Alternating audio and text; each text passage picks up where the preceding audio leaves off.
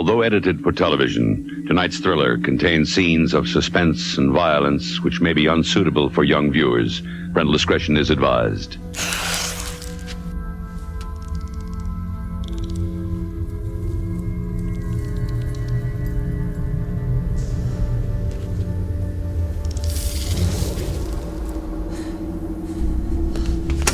Deb, there's something in here. You gotta get us out.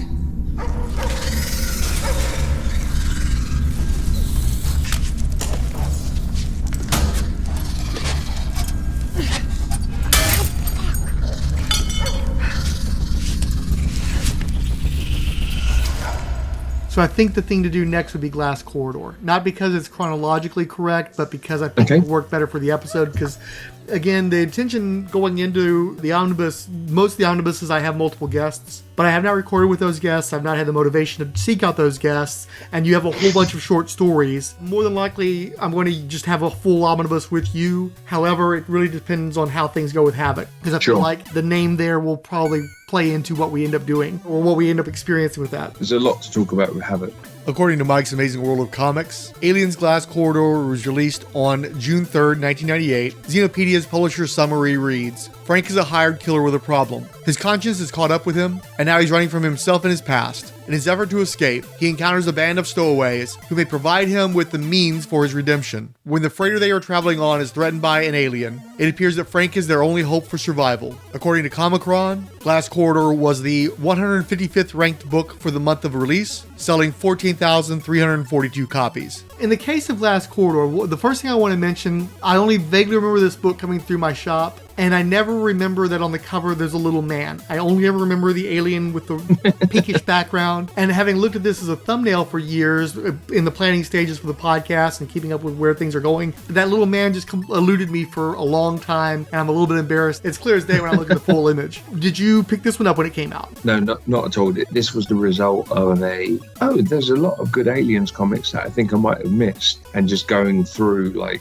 not a Wikipedia entry, but going through something in the early 2000s or late 90s and working out which ones I'd managed to miss that might be interesting, and then trying to pick them up. So this was just like, it's Aliens by David Lloyd. How did I manage to miss that? And to be honest, probably because David Lloyd isn't as big a draw for me as a lot of other creators. But I sort of decided that I was just going to try and get as many good Aliens comics as possible once I realised that there were so many good ones. You know, I don't know about you, I have these realisations where I'm like, no, I've realised I realised that I like this artist, and then I'll just suddenly try and get everything by them. And in this case, it was Aliens comics, and sort of picking up the loose ends of stuff that sounded interesting that I somehow managed to miss as it was coming out. That was something I did more when I had a shop, and therefore had access to a lot more comics, where once I closed the shop and stopped going to comic shops, it was more like, I like this talent, I'll continue to support this talent going forward and not worry about the stuff that, especially as trade collections became more and more popular, I'll just wait for them to trade any of the early stuff. Yeah. I mean, this was the kind of thing you'd be forgiven for expecting that Aliens Glass Corridor might turn up in a trade paperback with another 3 one-shots or something. And I don't think it ever did. But Dark Horse was prone to that. They would release these comics that have no home, but then would get collected into some thematic thing later on. I don't think Aliens Glass Corridor was collected anywhere apart from maybe omnibuses or something now. Yeah, it literally took a decade for it to be in the final Aliens Omnibus Volume 6, so that's kind of a long way if you want to read the story. Yeah. I'm familiar with David Lloyd as an artist, not as a writer. Do you have much experience with him at that discipline? No, only that he does do it. Yeah, David Lloyd is, for me, is V for Vendetta, Raven in UK comics, which he also didn't write. But then he's done a few European graphic novels, or certainly a series of a European graphic novel that he wrote. But yeah, I think it's like typical UK stroke Vertigo pretensions in terms of what he's going for writing wise, and probably sort of shucking off having worked with Alan Moore. Like, once you've worked with Alan Moore, how do you actually manage to write anything that doesn't have his fingerprints on it? Yeah, and with the collaborators that he's more friendly with, he seems to have an influence over their work. Rick Veitch in particular comes to mind as somebody who was in regular contact with Moore and would talk over story stuff with him. Even though Rick Veitch project is infused somewhat with that more quality to it. And with me, I think I had one UK magazine that had a Night Raven segment in it, and I think that Lloyd illustrated that one. I think it was a Delano script on that one though. And mostly it's just V for Vendetta for me. But in recent years, I checked out the DC Comics anthology Wasteland, and they had actually of course. Yeah, they talked about Wasteland in a book called DC Focus. It was a giveaway comic. And the imagery from that first issue story with the fugu, this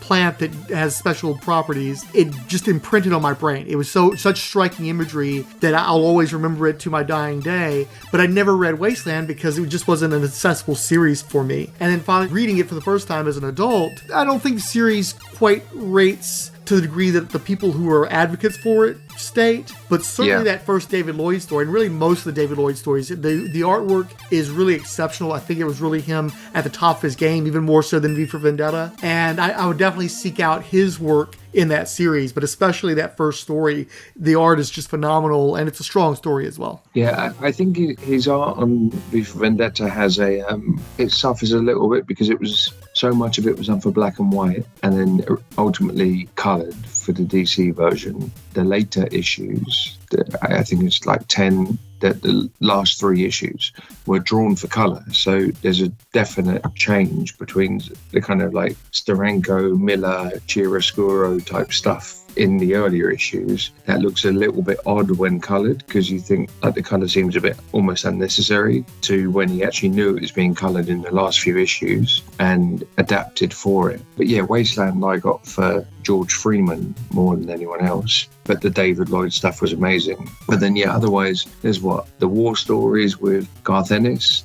J is for Jenny, and Nightingale, which were fantastic. I think more than anyone else, the only other person I can think of who compares to him for genuine horror in comics is maybe Fraser Irving, who does something very different because it's so kind of colour based. But I think David Lloyd with The Horrorist, his couple of issues of Hellblazer with Grant Morrison, and the war stories with Garth Ennis. I mean, he's a great horror artist. And I think this has got some great horror images in it. But yeah, certainly story-wise, it leans a bit pretentious. It's funny, I wouldn't have connected Lloyd to Fraser Irving. I can very much see it in the DNA of Irving, just like how he renders the characters. You know, they look of a piece. They look like they're related to one another. Yeah, like Fraser Irving feels to me like a combination of somehow like Bernie Wrightson and David Lloyd. There's something I've seen there for a little while, and it's maybe this kind of, even like Fraser Irving will do this tortured looking faces and very specific lighting that David Lloyd did as well. And also like figures in motion and like sort of like exaggerated silhouettes and things like that. One would do it in color, one would do it with black and white. But I can see the influence for sure. Yeah, and it may be both. It may be made up, assumed, but I can see it too. Yeah. Well, again, I wouldn't have. You're the one who drew the connection for me. Once you said, it's like, yeah, I can definitely see it. So the story itself is pretty straightforward. I'd almost say it's less Sin City, more stray bullets. It just strikes me as like kind of an alien kind of small. Yeah. And we also specifically, we have a protagonist that is compromised. This is somebody who is a paid killer, but he's not necessarily game for it anymore. He's kind of having a nervous breakdown, and that's impacting how he relates to other characters in the story and how he's going to relate to the alien when confronted with it. Feels like maybe he was reading Latham when he came up with the story. I can see that in his DNA. Yeah. And I think it's fair to say that David Lapham wouldn't exist without like Tarantino and that kind of voice in cinema. I think that perspective in cinema, the different character focuses on any given scene impacts Stray Bullets a lot, probably even more so than Sin City. I remember when Stray Bullets came out and there was like dummies who were like, oh, black and white, it's like Sin City. And I don't think that's the case, but I think there was something about Reservoir Dogs and Tarantino that just kind of cascaded throughout pop culture writing, you know? I think that idea of telling something from like, what did the ashtray think of what was happening is sort of stems out of that kind of Tarantino influence. Yeah, certainly he had an approach that set his crime fiction apart from other people's. But also I think it's just that we'd had the crime fiction of the 50s that just dominated the field. And then thanks to the Comics Code Authority, that all got quashed. And then after Tarantino, you had that resurgence. But even before Tarantino, you had, again, Frank Miller's Sin City helping to bring that sort of Mickey Spillane quality back into the comics. And it just sort of grew and grew from there. And now we've had Azzarello and we've had Brubaker, I guess. And Sean Phillips. It's like, I think that now it's just a genre. And you're not going to point to one particular person being, oh, you guys are ripping off Frank Miller. It's like, no, this is just a genre in comics. There's a collection of influences. And I do think that, like, most of the guys who helped to popularize crime fiction in the comics, particularly the ones we named, are drawing from actual crime novels. Where I do tend to agree that Latham, I feel like maybe was drawing more from the movies and didn't necessarily have the same frame of reference that a Brubaker or an Azzarello does, as a for instance. Yeah, no, for sure. My David Lloyd Vertigo thing, I think, just comes from the fact that Vertigo was so UK focused. This idea of the perspective of a criminal is, as opposed to like a hero, is something quite specific to this, I guess. Yeah, and the alien really isn't super relevant to the story. It's just an inciting incident. If they let loose a lion from the cage, it'd be about the same difference. It's really about this killer who's compromised and how he's going to deal with the situation, whether or not he's going to stop being defined by murder and actually try to protect people, which isn't a groundbreaking story, especially in comics in the least. I thought it was fine. This is a story, though, that sort of contributes to my struggles with the Aliens show at the moment. There's a lot of like, this is an okay one-off story. It's fine. The art's pretty. I like all the pages of the artwork. It's not something that's particularly compelling. It's not something that I necessarily feel like I need to talk about. Moving on to the next thing. That's why it's necessary, I think, to talk about who's doing the work and whether we like the look of the work, because the actual stories aren't anything that's going to inspire me. There's not a lot there for me to discuss. I like the pages of artwork. I'd be happy with any of these pages. If I were going to pick one, it would probably be the page toward the end where the killer is reflecting on his crimes. It's a silent page. There's a nice little circular motif where it's a grid where they're like looking through a porthole or something, and he's surrounded by people that are relying on him to step up if they're all going to live, or if he's just going to try to save himself. So I like that page, but any of the pages would be nice for me, but also I can take or leave them at the same time. Yeah. The story's not the thing with this issue for sure, but he does some like amazing. It looks like he's taken some opportunities to do some really iconic alien drawings. Like there's a halfway through, there's like the full figure sort of alien hunched over. The page with the guy walking down the corridor where everything's twisting around it is amazing too. But yeah, it's a vehicle for the art. The story's fine, but it's also probably as good a vehicle for David Lloyd art as I've seen, I think. He's not someone I follow, but it's a gorgeous comic.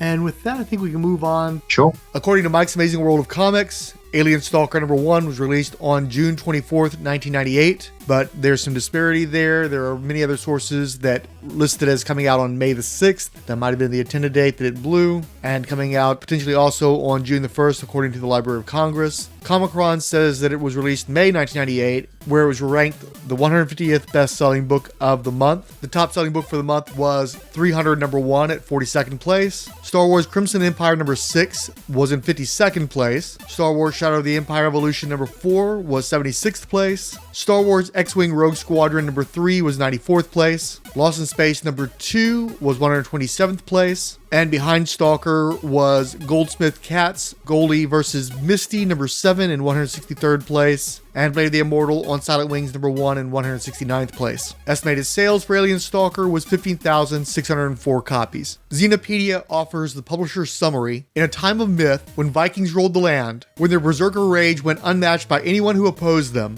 in this fierce and merciless time, the legendary warrior Rainulf the Wraith Stalker is summoned by the granddaughter of a dead king to best a deadly enemy. But this enemy is unlike anything Rainulf has ever faced. In the dense cold mists of this ancient land hides an invincible creature born of the underworld, with iron skin, dagger teeth, and blood that burns stone, known in the far-flung future as an alien. Stalker by David Wenzel. This is one that you expressed real enthusiasm to tackle.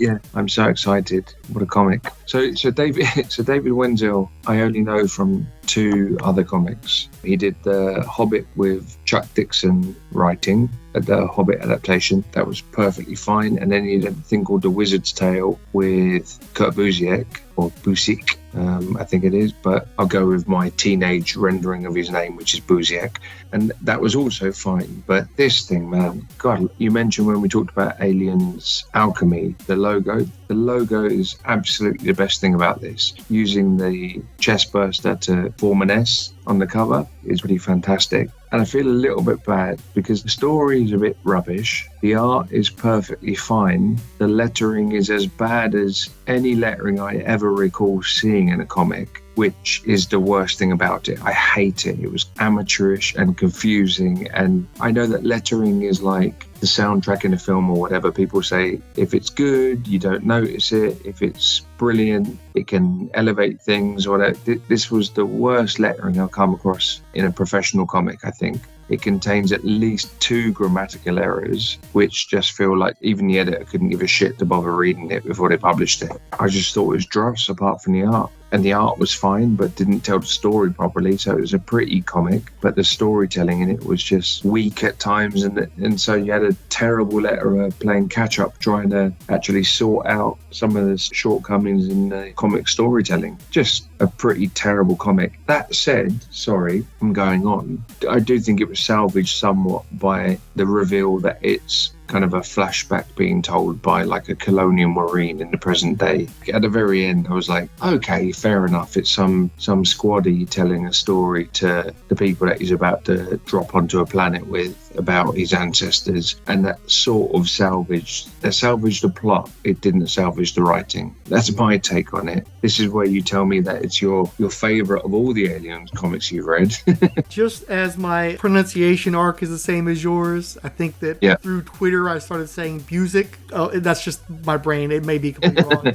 I know everybody's going to know who Kurt Busiek is by how you pronounce it, and that's how I used to pronounce it too. No, we're on the same page. What I'm reminded of is like in the 80s, after guys like Bill Sienkiewicz, everybody decided they wanted to paint, and he had this glut of painted books then. And then, of course, Alex Ross comes along with Marvels and Kingdom Come, and then the painted books are the new hotness again, and everybody who could paint suddenly got a book deal. I look at this, the artwork here, I'm not disparaging it. I think it's very good fantasy artwork, and it looks exactly like every other fantasy book I can think of in the comic books from this time period, or children's books that had similar type of artwork. It's not my bag. I'm not a fantasy guy. I'm especially not a fantasy guy from one of these time periods like the Viking times. I'm not into the whole Viking thing. I definitely, the guy who's telling the story at the end of the book was almost certainly from Iceland, because these are guys that are deeply proud of their Viking heritage, and I can see them continuing to talk it up into the 23rd century or whatever. But yeah, this isn't my kind of art. This isn't my kind of story. As soon as you start your story with a scroll, I know I'm fucked. I will say that I'm not nearly as down on the lettering as you are in general. I think it's serviceable. It didn't really grab me one way or the other. But I will say that it's got that problem that a lot of painted art has, where they're trying to do very comic booky sound effects, like the calling of the crows or the whoosh of the fire, and it looks like a Bronze Age Marvel comic, and it just does not pair well with this type of artwork. But so, I just can't be bothered to give a shit, because this is exactly the kind of comics I never like reading. It's the kind of stories I don't care for, and ultimately it's just a story anyway, so it's not relevant to the continuity. There are plenty of Aliens fans that one of their red lines is they don't want anything set in the past, especially on Earth, because the story starts with the Nostromo, and anything before that better take place on an alien world. It better not be on Earth, especially not in the Viking Age. But then it doesn't matter, because it's all bullshit anyway. I'm not as rigid as a lot of people are on that, but I still don't like it. So I'm just not into it. It feels like the end of the millennium. I know that more or less Dark Horse is winding down their time paying for the license, and it feels like, okay, we've got a bunch of stuff that was in the pipeline. Let's get it all pushed out before 1999 and be done with it. And it just feels like a glut of these meaningless stories that I'm having to push my way through. But surely they maintain the license for like another 20 years thereafter. Nope. They stopped paying for the license around 1999, 2000, and then they go for a decade without publishing anything besides crossovers, intercompany crossovers. So they had a big... But nobody else had the license. Huh? No, nobody else had the license. Titan might have done a little bit of stuff, but not proper comic books. So what had happened is Dark Horse continued to do, Batman versus Aliens, the crossover with Judge Dredd, stuff like that. I think they produced a tie-in with Aliens versus Predator. But in terms of coming out with regular miniseries and specials from about 90. I think that 99 was the stopping point, and then they don't restart having regular Aliens books until 2009 because the big relaunch of both Predator and Aliens in 2009 are Cuddy and Brian Wood. Yeah, Brian Wood comes a little bit later. I was trying to remember who the artist was. I don't think he was Monkey, but they got some decent people to relaunch both the books, and they did it for a free comic book day, one of the earlier ones. Again, it was 2009. But for the period, that's one of the things I've been working towards. I've been proud that this is the show that I've gotten out at least once a month for now going into the 4th year. But I was working to the point where we were going to start doing the crossovers because I knew there was only going to be so many of them, and I figured that I would be able to get some new guests or some enthusiasm from old guests because of the crossover element. Oh look, I get to do one with Batman. Oh, I get to do one with Green Lantern, and that's been true. Yeah. And I need those guests because they're the ones who are going to have to bring the enthusiasm because I'm tapped. And honestly, my end game right now is get to Xenogenesis, get to the end of the regular Dark Horse stuff, and then I'm probably that's going to take me to around the end of 2024. We're going to have a movie in that time period, so I'm hoping maybe that'll relight the fire. But if it doesn't, I've recently started a Terminator podcast, and it was created specifically because there's just so much interaction between Terminator and Aliens in terms of the publishers and everything else. This is the 40th anniversary of Terminator, so I have to do everything in 2024 that I can, but I think that in 2025 what's probably going to happen is they're both going to go bi-monthly, and I'll get to alternate, because I've kind of painted myself into a corner. I'm having to do 2 shows about these properties, plus I have a show that I like to do about my comics reading on a month-to-month basis. And then Mac in particular on the Marvel Comics, Marvel Superhero Podcast has been wanting to read more Iron Man stuff and cover more of that. And I've been wanting to hit a bunch of anniversaries like Daredevil and Punisher. So I really can't do anything else. Like you and I recorded some stuff for a Spawnometer. I have the material for both sides, the Spawn side and the character side. And I haven't even bothered to touch on it because there's only 4 weeks in most months. My father has gotten excited about doing Bonding Agents, so we've gotten some stuff in the can there. And I don't... what? Oh, more James Bond stuff. Yeah. Okay. And I until I have a 5th week, then I don't have the space to do that because I'm only putting out 1 podcast a week. So it's like I'm kind of trapped in 2024 with a set shows every single week almost. And it's like by the end of 2024, I know that's going to burn me out pretty bad. So this is probably the last year of monthly Alien stuff. And again, the end game is get through that first run of Dark Horse material and then kind of go from there. But the gap years are going to be real easy because there's only so many projects in that time period. So I'll probably get to near the 2009 relaunch, and then that's when I'll have to seriously consider the path forward. Yeah. But Stalker's not helping, is what I'm saying. That's the end game here is stories like this are not making me want to continue to read Alien stuff. And knowing that I have to read an Aliens book or a bunch of Aliens books every month, I need a movie or a TV show or a really good project, and it hasn't happened yet. Well, honestly, I'm not lettering obsessive, but just go back and look at it specifically from a lettering perspective. I think you'll find, because honestly, I don't care for the most part, but this lettering is awful. And that swoosh page that you mentioned specifically, I get that it's not a visual medium podcast, but in terms of the lettering here of like on that swoosh page of like, am I going to the panel on the right? Am I going to the panel? As well as terrible calligraphy, it's also got terrible balloon placement. It's shocking. I'm not trying to name names, but what I will say is both letterer and the editor are unfamiliar to me. And that may be, this Stalker may be a reason why that's the case. I also have to say, as somebody who read through all the Blackthorn timeline books in recent memory, which again questions whether or not you would call that professional publishing, but the fact that every page had panels that didn't go where they needed to go, had balloons coming from the wrong mouths, every page had a misspelled word, or words that were so crammed together that you couldn't tell where one word stopped and the next word started. I can read this. I'm not saying it's good. I'm not hiring this guy for my comic books, but it got the job done to the degree that I just can't invest enough to care, really. It's like, the push sucks. Yeah. The book sucks. I don't care about the Stalker, It didn't impede my progress, is what I'm saying. Phil Amara is actually one of the bigger Dark Horse editors, like Star Wars and Alien, like on their licensed books. But the other thing worth mentioning, I think, is that the book itself was designed by Craig Thompson of like Blankets and Habibi fame. And so you get some quite nice design elements he was probably responsible for the logo, to be honest. Craig Thompson did something on that before he started doing comics, I guess. And unfortunately, There the you go. digital copy of the piece, those elements are gone. The logo, Okay. the Stalker logo is gone. The front piece is gone. All these digital copies have the same blue page with a circular Mike Mignola image of the alien. You know, so it's all font. So I don't get to enjoy any of the Craig Thompson design elements. Okay, well that's a wise move. So just for reference, pretty neat. They managed to find.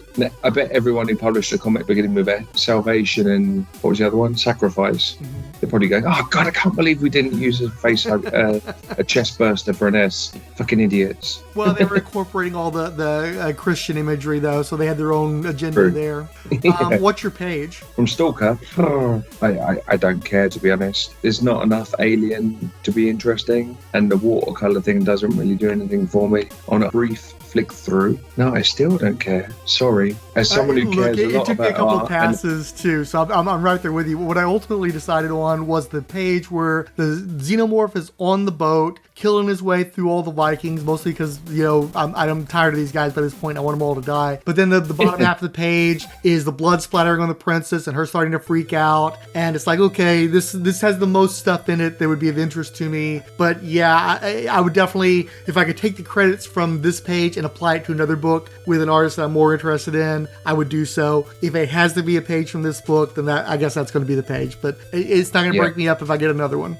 No, in a pinch, I'll go last page of the book where it feels slightly more cohesive. You've got the soldier, and to be honest, that's where the book came alive for me. It was like, oh, I get it. It's someone telling the story of his ancestors, and you get a little bit of an alien, you get some colonial marines, you get a little bit of the tattoos that represent the book and some of the art. But I'm also kind of assuming now the lettering might be done on the art, but either way, yeah, that last page is probably the closest I get to giving a shit about the art. That's probably the most negative thing I've had to say about a comic that I actually own.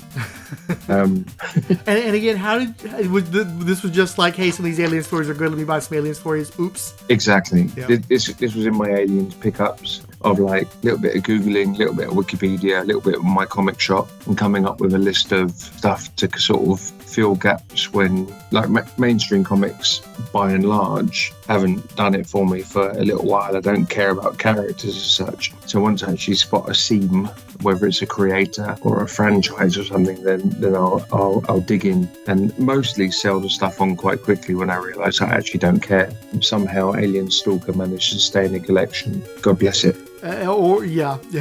I was just thinking about that Hell in Hot Water where it's like, oh, but it's Gene Colan. Let me go buy it again. Exactly. 3 times. Mike's Amazing World states that Aliens Wraith #1 was released on July 15th, 1998. Xenopedia's publisher summary reads, on Earth or in the dark reaches of space, teenagers are concerned with one thing, meeting other teenagers. It's no different for Rourke, the latest arrival to the off-world agri-colony of Tigru Miras. He's making new friends fast, particularly with a young girl named Hope. But there's more to this farm colony than Rourke first suspected. Every town has a dark secret not spoken in the light of day. Tigru Mira's secret just happens to have sharp teeth, acid blood, and a murderous hunger for human flesh. Also, according to Xenopedia, this story will eventually tie into the short story Once in a Lifetime, which serves as a tie-in to the Aliens Apocalypse miniseries. Aliens Wraith was the 160th best-selling comic for the month of release at 13,511 copies. Aliens Wraith, was it the Ronnie Del Carmen cover, or do you think it was just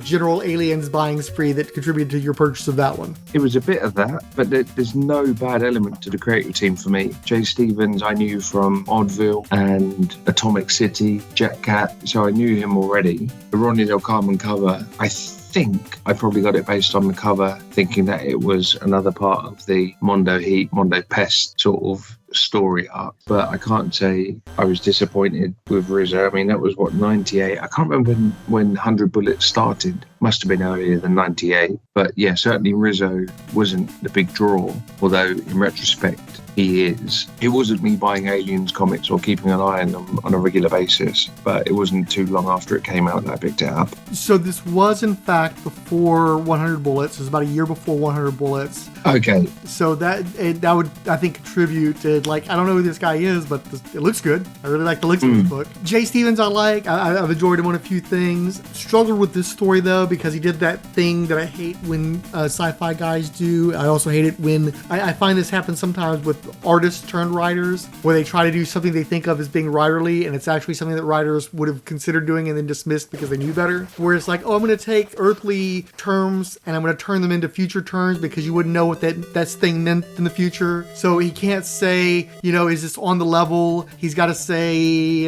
what is the phrase that he uses? I don't know. It's always about taking something that would be a thing that we might potentially say and then turn it into something that works in the future. And it just ends up coming out like kind of a bit of gibberish or stops you in your tracks. You're trying to figure out what they're trying to say because they're not saying it in a way that you recognize as something that a human being would ever say. And sure, I found that grating. Like Miller's future young people speak in Dark Knight Returns. I don't actually mind that one as much because I think that's more of like a Dan Waters thing, where instead of trying to figure out what the younglings are saying today, you're just making up stuff and you're like, oh, grok, or something like that. You come up with a word. Yeah. Like, I don't mind that as much. It's when you like take a thing and you phrase it in a different way so that it sounds more futuristic. And I know what you're trying to say, but I have to sit there and like think about it. I'm trying to find an example. Yeah, I wonder. Partake a lot, for instance. There's a whole Sweet Christmas thing of constantly saying sucking, where they use the other word, which is okay. I don't mind that as much if it were not in that same context. Tigru Myers is a distant cousin to the urban zones you are tuned to. In time, you shall succumb to its calming influence, brother. Have patience. So there's a little bit of like a Demolition Man kind of thing, but it's like really just, it doesn't flow well. It doesn't sound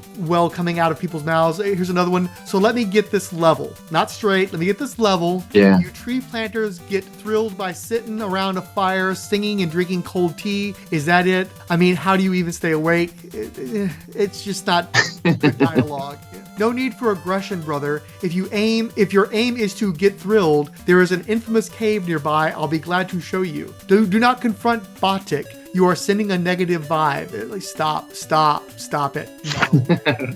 I get where they're going for. It doesn't help, too, that all the characters in the book, except for the girl's an asshole. But especially the lead character is a pretentious fuck. And so I'm kind of rooting against them the whole time. But the art is fantastic. And so that drives me the whole way. And it really does impress upon me that Risso could have told the story in the adaptation. He just chose not to. Because the storytelling works perfectly fine here. It's possible, too, maybe there's a language barrier in the first round, and there was stuff that the writer wasn't able to communicate correctly. But I don't think that's it. I think that he just had the space to tell a story correctly, and he's a great storyteller here in a way that he wasn't on the adaptation because he just knew that it wasn't worth the trouble. Well, it's funny because Rizzo does amazing stuff so often. But I have to say, even on 100 Bullets, my memory of Rizzo is that he will occasionally do stuff that's just a little bit too obtuse, to the point where I've had conversations with mates about it as to like, what do you think's happening here? Oh, well, she's obviously kicking the thing and then he hits the thing and I'll be like, yeah, because I thought that she kicked the thing, but then it did, so he's someone who's always ambitious and does, I always describe him as being the guy who will tell a story from the angle of like what an ashtray is thinking or what a glass of whiskey is thinking or something.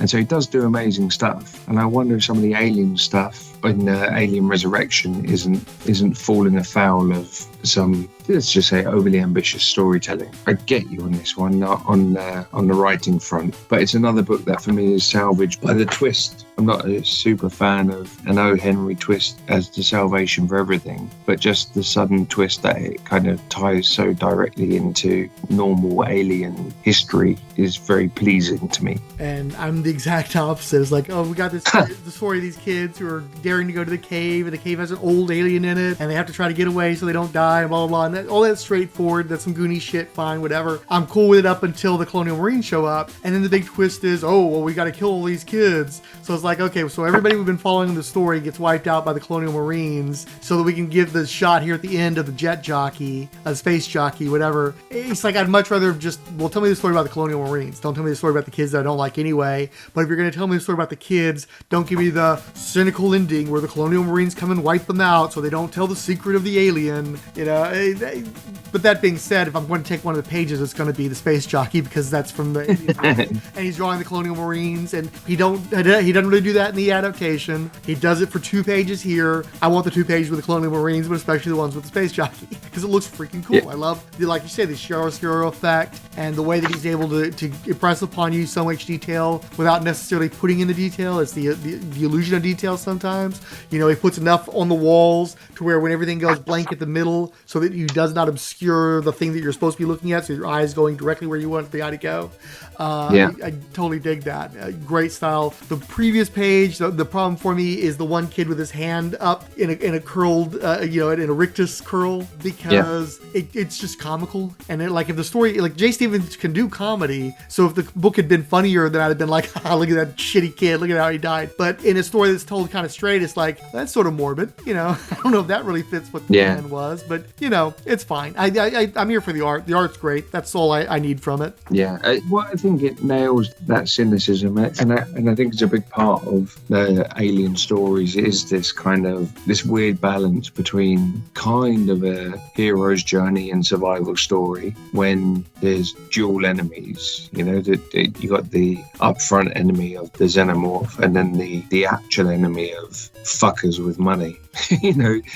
and the Colonial Marines that they pay to come and silence folks. So it all feels very on brand. I like the ending. I think it's fair to say I don't care about the kids before they die, and so maybe a shortcoming of the story is that it doesn't do enough to make the end hurt. You don't give enough of a shit about the characters for the ending to have any meaning. But I quite like the idea that actually the story is these guys will come in and wipe out anyone if they're told to for their corporate overlord bosses.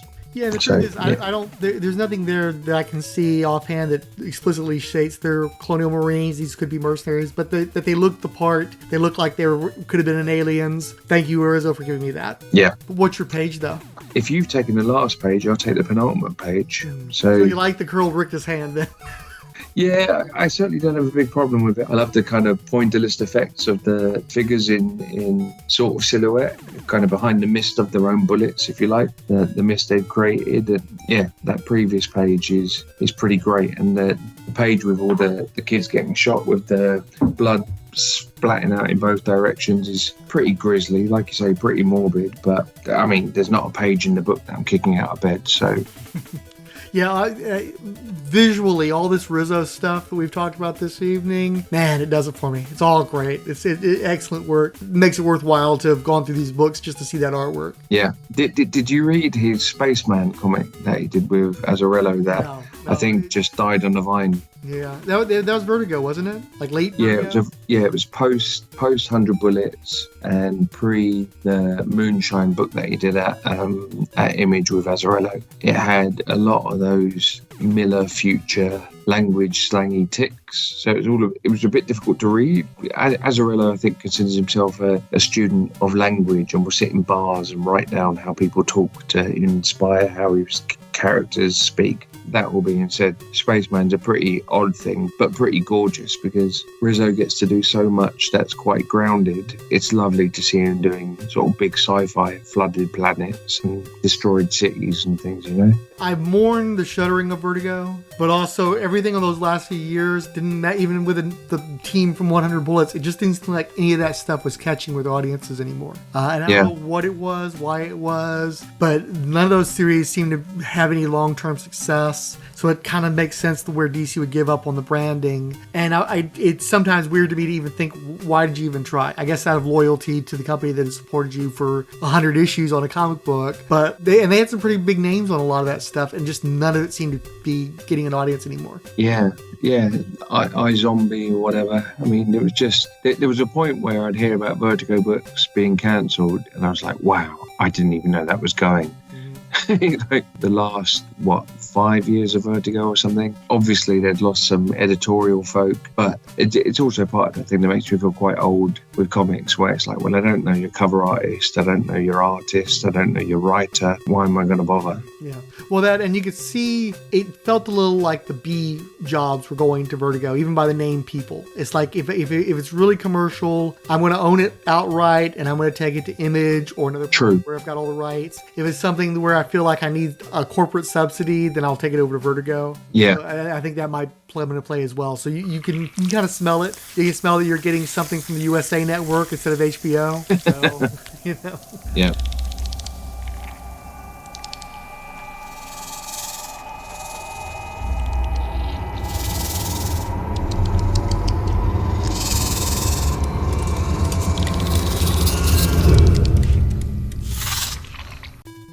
Not that long ago, I covered Batman Aliens. That wasn't anything to write home about for the most part. Even with Bernie Wrightson, that wasn't anything that I was doing cartwheels over. That made me laugh. Yeah. Your show on that made me laugh a lot, because I picked it up as a trade paperback just like 2 or 3 months ago, because I'd read it at the time and thought the whole idea of the combination was really fucking stupid. And then I was like, but it's Bernie Wrightson, so I must have, at least it's got good art. And there are moments, but by and large it's quite odd later career Bernie Wrightson. So I reread it and thought, it was okay, just a bit rubbish, just a bit empty. And then listening to you and your military pal take it apart, I was like, yeah, baby. It was just awful. So it really made me laugh to listen to that particular lens. Like, if you came at it from like a typical comics fanboy approach of like, has it got big fighty bits in it, then you might be okay. But once you actually and similar to the Predator Hell and Hot Water, that thing of like faux, I've seen a film once, military speak, that just, as soon as you sort of try and take it remotely seriously, you realise how stupid it all is. Was quite funny. So yeah, your episode on that and the take of your mate in particular was wickedly entertaining. Well, and it's one of those things too, where again, hand raising, just a common pathetic fanboy. If I'm reading the military speak and I don't think it rings true, imagine what a drill to the teeth it is for somebody who actually knows how these guys should be talking and acting. So I mentioned in the episode, I was so glad that he didn't love this material too, because I don't enjoy. I don't want to bring in some raving Batman fan who's like, "Oh man, this is so awesome! This is so cool! I can't wait to talk about it! I'm so happy!" And then I just shit all over it. But if we can both join in the shitting, that's just awesome. That's exactly what I'm here for. for the bad books, at least. You did good.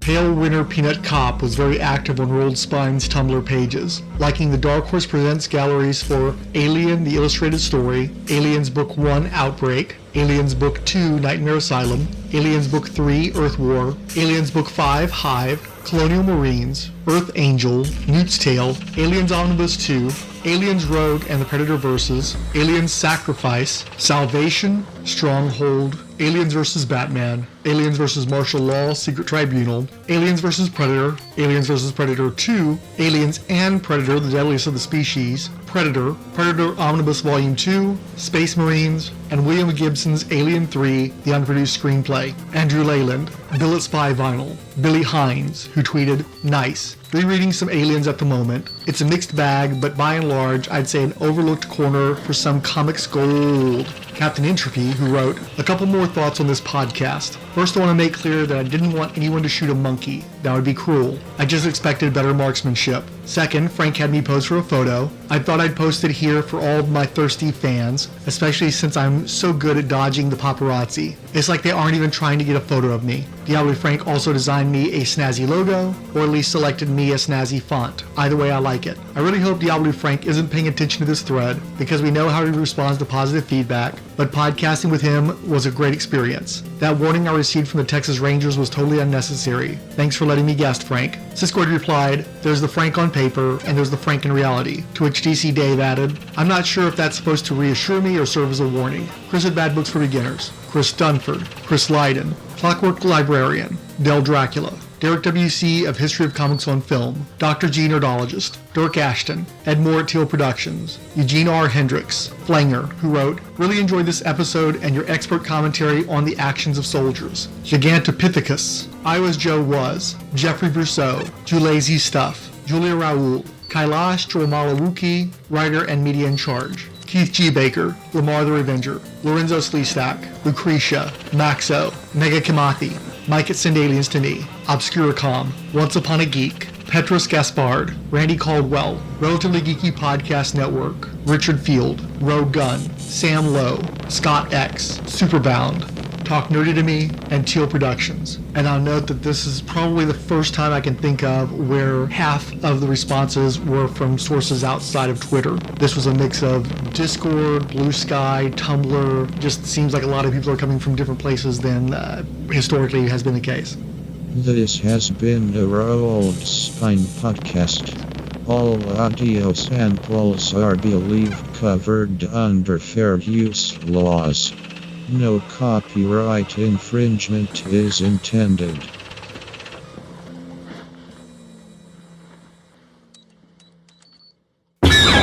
Coming in March, Dark Horse presents Aliens Alchemy with returning guest Billy Hines.